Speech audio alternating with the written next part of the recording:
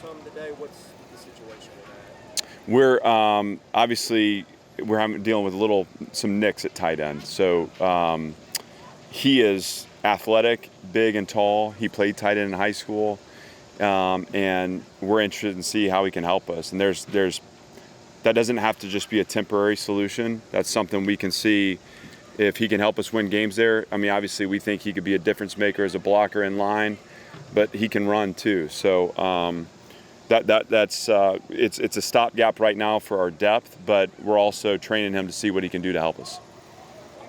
I know it's only a few practices into training camp, but big picture, are you happy with like the mentality these guys are bringing out to practice every day? I was disappointed day one. I felt like we, and I think it's our first training camp together. So, it's not lost on me that at every step we're training, we're conditioning this team to win. I thought they responded on Saturday, but weren't able to like push through the middle of practice the way we wanted. I thought today was a pretty good day in terms of the enthusiasm. I was pleased with the spirit, and it just gives us a chance then to coach through the emotions of the game. And so we have to keep maturing as a team, and every time we're out in this field is a chance for us to mature together. But I was pleased with the day. I remember in the spring you were talking about how, obviously the old scheme didn't really have the anchor position. It was just a little different. For Star, how do you think McAllister fits there? Certainly seems to have some traits, just move around. We love his length. I think him recovering from injury and just having a year now to condition through the full cycle, the off season has been helpful. And we'll, obviously we haven't played football yet, and so that there's going to be an element where we have to see him, down the ball. But love his length, love what he's done physically in the off season with his strike, and think that that's an imposing figure in the boundary. If they want to try to throw the boundary access to the X, the chance to get hands up, knock the ball down in quick game. So we love his tools. Just got to see him play some more. I guess. He's had multiple serious injuries in the past. Can you even tell that? And how dedicated was he during the offseason to getting back to 100%? He's been one of our top line guys, and not that there hasn't been maturation and development for him too, because there has, but he's been a guy that's desired to do it the new way, and so he's been phenomenal. And we're look, I can't tell that he's had injury. He's performed really well at this point, but we're 3 in, and so there's an endurance element of this that we'll meet in a couple weeks, and we'll find out a little more about ourselves. What have you made of the camps that Shepard and Skinner have had so far? I think they've had great camps. I think it's early, right? But like for a freshman to come in with Quincy and then Gamarion too, both those guys have shown flashes. And they have size, they have catching ability, and they have speed. And then Shep, he flashed in the spring for us, and I think he's continued that growth. And now it's about stringing together practices and being consistent. And I think it's particularly for the freshmen, that's the hardest part because, 3 practices in, you're still kind of at the surface level. Again, a week from now, we'll know a little bit more about how they can help us.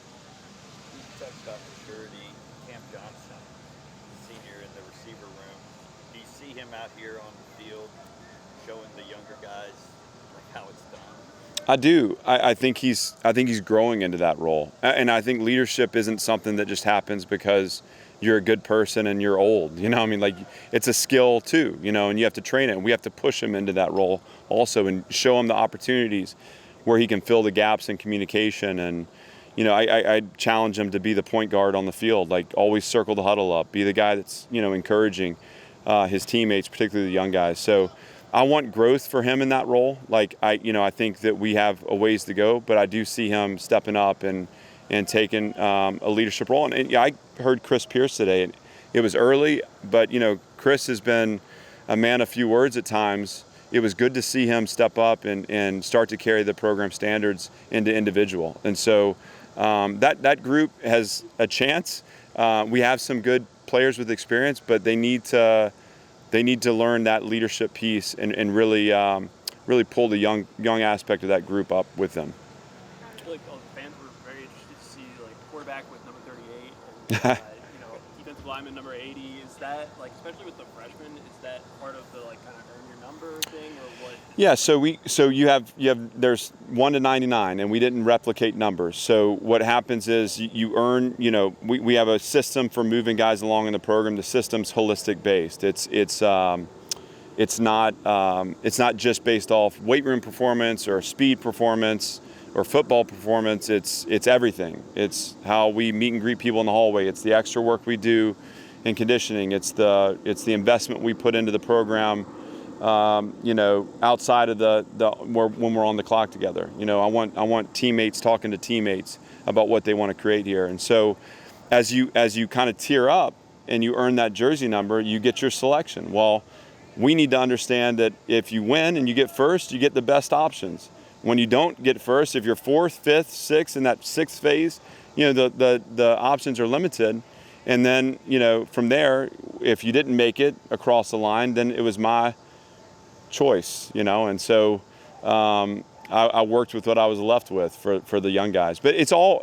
I mean, look, it just creates competition. It creates pride and performance, and we have this understanding here. We're going to earn it every day at Vanderbilt. It's not going to be something where we just relax and default to what we did the day before. And we carried that through the summer and the off-season training, and I think that manifested itself in the journey to numbers. Go ahead, Aria. What have you seen out of the offensive line so far, especially a position that has like a little bit of returning experience? What have you seen out of them? They had, I think, an off season, where they really gelled together. Like that group made it very important.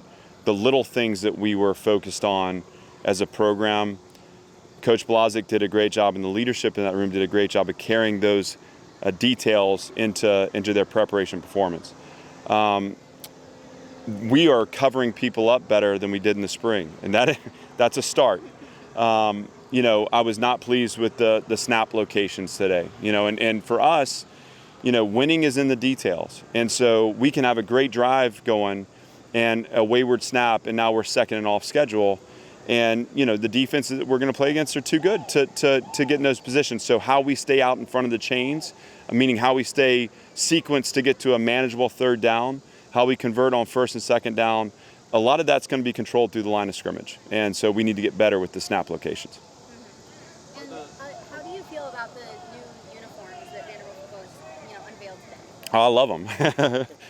No, I mean, I'm proud of them. I'm proud of the design. I'm proud of the black and gold. I think we have the best colors in all of sports, and I want those featured. And I want people to turn the TV on and see Vanderbilt and know it's Vanderbilt they're looking at. I think that V is so strong, and we want to feature that as we look to build this program anew. And so we're proud of that. The players are excited for it, and what we want to do is work to build pride in that uniform. Just to clarify with the red jerseys, is that just guys who are rehabbing? Is there a workload management aspect of it, or what does that denote? There's a limited availability element, and some of that is it's how we return to play. So there is a workload management in some cases. Some it's a banged up ankle that we just want to make sure, and we'll do a little less of that as we go. That'll be more specific to wanting guys to avoid contact, but that's what you saw.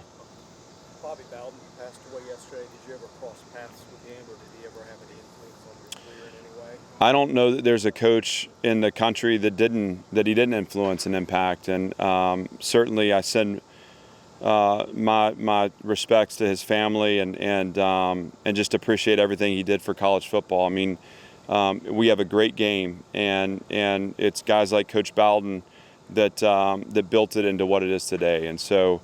I celebrate his life. I celebrate his impact. I appreciate everything he brought to this sport, and I know he'll be looking down from above this season and cheering on. But again, thoughts and prayers with his family, and just appreciative of everything he meant to this game.